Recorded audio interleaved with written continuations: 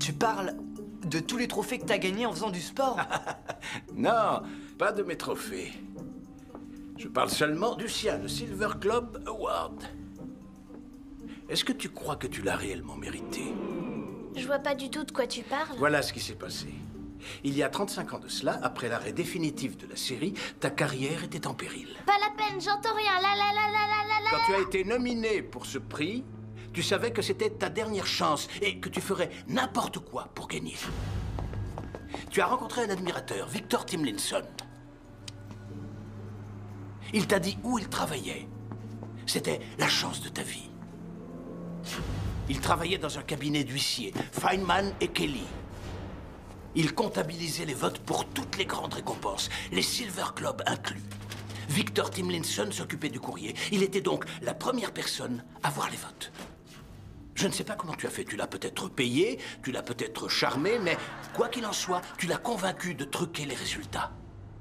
Les années ont passé et tu ne pensais sans doute pas le revoir. Mais quand il a vu que tu avais sorti un livre, M. Timlinson a refait surface. Il est devenu gourmand. Il a essayé de t'intimider. Il a menacé de dire au monde entier comment tu avais gagné ce prix. Tu savais que si tu le payais, il en voudrait toujours plus. C'est toujours comme ça.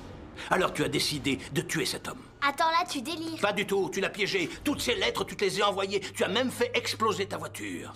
Ensuite, tu lui as fixé rendez-vous à l'hôtel lundi soir. Et là, tu l'as tué de sang-froid.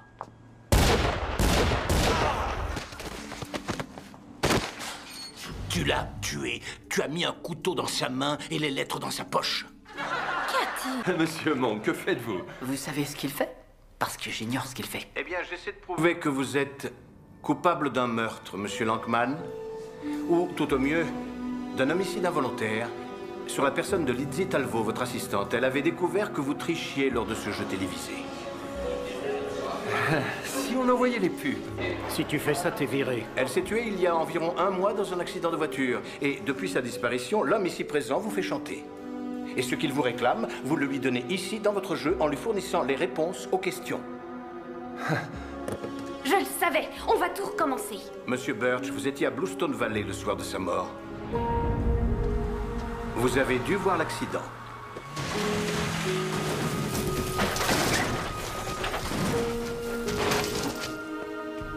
Elle était encore en vie quand vous êtes arrivé près de la voiture. Elle a dû vous dire quelque chose avant de mourir. Quelque chose à propos de Monsieur Lankman. Alors vous avez réalisé que vous veniez de toucher le gros lot. Vous avez appelé votre répondeur pour enregistrer ses dernières paroles. Vous ne pouvez pas prouver ce que vous dites. Je suis passé chez vous hier. J'ai entendu par hasard la date et l'heure annoncée par le répondeur d'un ancien message que vous aviez sauvegardé. Le 2 mai à 19h39. Je crois pouvoir le prouver, Monsieur Birch. Quel est votre numéro? Adrien, c'est le 5550137. Merci, Dwight.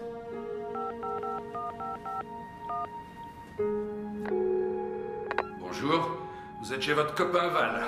Laissez un message après le bip.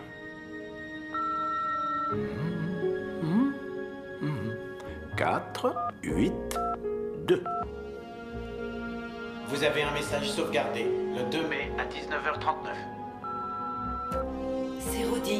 C'est Roddy Lankman. Il triche dans son émission. Je voulais dévoiler la vérité, mais il a coupé mes freins. C'est Roddy. Oh, bon sang, ça y est, je l'ai. Voilà ce qui s'est passé. Elle a tout calculé. C'était un coup monté depuis le début. C'est très clair maintenant. Je suis un véritable idiot. Elle a jeté la radio dans la baignoire pendant qu'il prenait son bain. Elle voulait que ça ait l'air d'un accident pour toucher le double. J'y ai sans doute cru parce que je voulais y croire. Quand je pense que tous ces petits messages étaient imprimés à l'avance pour moi. Il fallait qu'elle préserve le corps en attendant l'orage. C'est pour ça qu'elle a acheté toute cette glace. La tête me tourne. Vous écoutez lequel des deux? Ni l'un ni l'autre. Rendez-vous compte, il fallait qu'elle congèle son mari pour que le médecin qui Tout ce qu'il examine avait à le faire, corps n'y c'était voit que du imprimer un feu. petit chèque. Le premier message prédisait que je serais sauvé d'une mort affreuse. C'est exactement ce qui s'est passé quand je suis sorti du restaurant.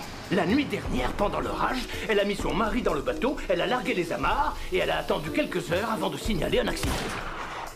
Et voilà, maintenant il va falloir que j'arrête ma petite amie pour tentative de meurtre.